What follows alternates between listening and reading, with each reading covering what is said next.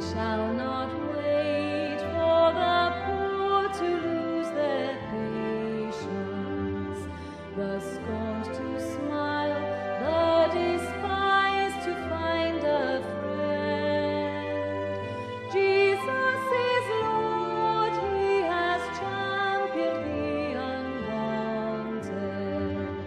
In him injustice confronts its timely end, and shall not wait for the rich to share their fortunes, the proud to fall, the elite to tend the least.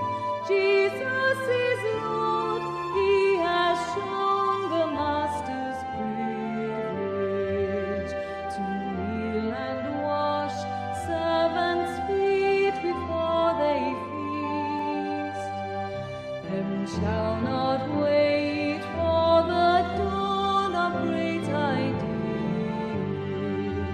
thoughts of compassion divorced from cries of pain. Jesus is Lord, he has married word and action, his cross and company make his purpose plain, and shall not wait for triumphant hallelujahs, when earth has passed and we reach another shore. Jesus is Lord in our present imperfection, his power and love are for now and then forevermore.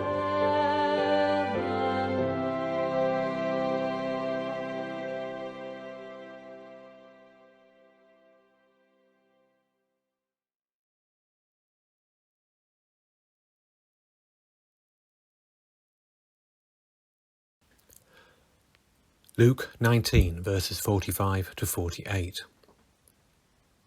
Then Jesus entered the temple and began to drive out those who were selling things there.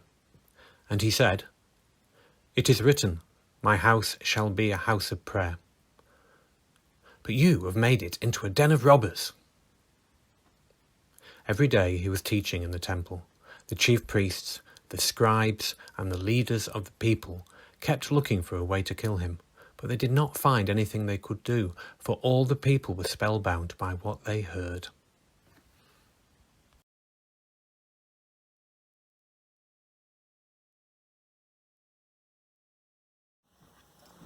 What's this? Jesus angry? Whenever before this have we heard of Jesus being angry? Almost never. In his life situation, things that might make us angry now, then were often accepted as a normal part of life. This caused certain kinds of people and individuals to be ostracized, unhelped, and often left to suffer. Jesus looked beyond the then culture to the individual who was in front of him or nearby, noticed them, valued them for who they truly were, and just as he does for us today. He put his energy into caring where it was needed. So, it is astonishing to read of Jesus being so angry that he makes a rope whip, turns over tables, and physically drives out of the outer court of the temple the vendors and the money changers, causing them serious loss of income and loss of face. He viewed them as disturbing the prayerful peace that should have been there in his Father's house. His actions eventually, hopefully, caused peace in that temple area. The responsive anger of those driven out of the temple must have been something to behold. But people had lost sight of what the temple was for, God's special house of peace and worship. Their commercial occupation of the temple outer court seemed to many unnecessary side effect to collecting tribute for God's house and to sacrifice and worship.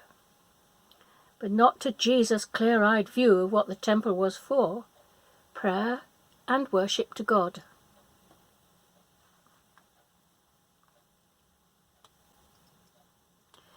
We hear one story of him being in the temple in his younger years, learning, receiving wisdom, and thinking in God's house.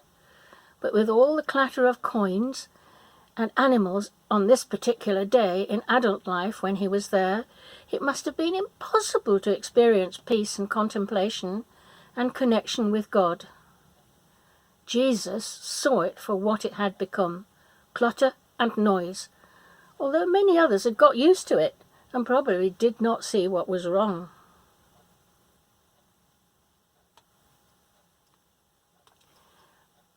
So, first, this reading seems to say to us, clear out the clutter and noise of our lives at times, to spend quiet time alone with God, something for which Lent can be specially valued. But there is another aspect here too. Jesus' anger fueled his physical and mental energy. What a sight and noise his action must have caused. Here he used his right anger to draw attention forcibly to how things were and should not be. It must have been the talk of Jerusalem for days, and it focused attention where it needed to be, but also detrimentally on himself. It contributed to events leading to his being killed.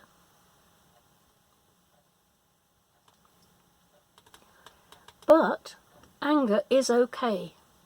Jesus had it and used it. We nearly all have it at times, and we can use it to fuel ourselves into action to change situations which are not acceptable to God. If you are fearful of taking action on behalf of someone else, that energy from that anger may give you enough of a push to persuade your timid part of self into deciding to do something about it. And then, fired by that initial anger, you can find out what and how you can do it effectively. Doesn't matter if you're in the middle of a lockdown from COVID, or from personal circumstances such as poor health or looking after someone. God still calls us to keep an eye on the world and what is going on in it. There is advice on what to do if you look for it. It may be only a letter or an email to your MP, but it might mean standing with people who are not easily accepted by the local community, or drawing other people's attention, including friends and neighbours, to an unacceptable situation. That's not always easy. Sometimes that situation will be the accepted status quo that needs changing. And we can join forces to keep a joint lookout too, such as with Christian Aid, or our church, or with a group online, or just quietly, persistently buying fair trade. That initial anger at how something seems unjust to you and needs changing will gently fuel your caring for God's world and God's people.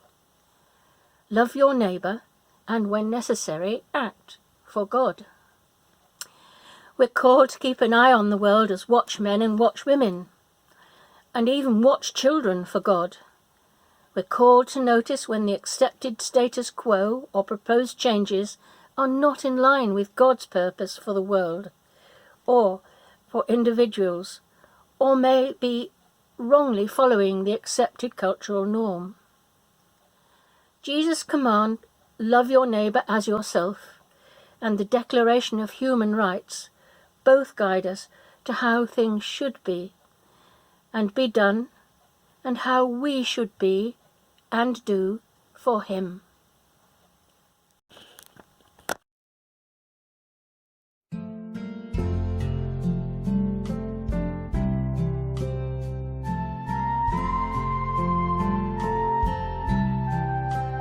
Show me how to stand for justice, how to work for what is right, how to challenge false assumptions, how to walk within the light. May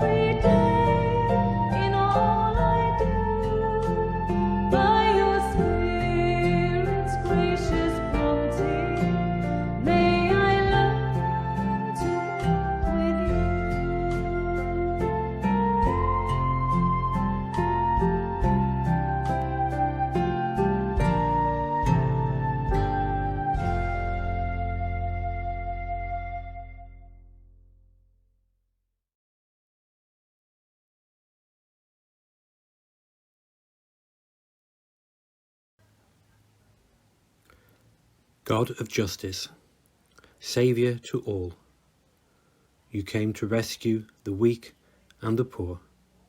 You chose to serve and not be served. Jesus, you have called us. Freely we've received, now freely we will give.